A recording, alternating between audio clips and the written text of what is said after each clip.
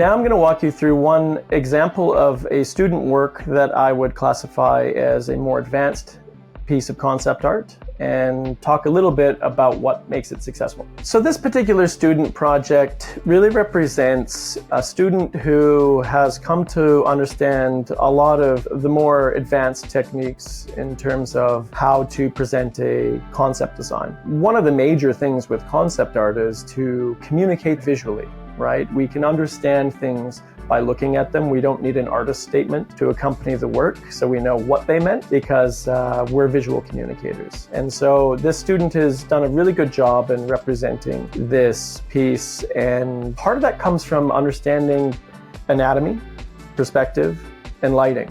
Okay, and so as we go through the more complex techniques and principles of developing concept art, you will start to understand some nuances on how to draw attention to certain aspects of a design. In this case, the contrast, the lights and the darks, and the color saturations and accent draw us a lot to the character's face, which we would call a primary focal point. And it's important to have a hierarchy in artwork so that you don't look at something and are completely confused as to what it is you're looking at. We want to basically curate an experience for somebody, walk them through to the first place, then the second place, and then the last places in the piece. And I mean, there's bits of feedback in terms of, say anatomical structures that were provided. And so we still, even at this level, work with these students that are, at the more advanced level to make sure that the pieces are bulletproof by the end. But it's really a great example of where you can get to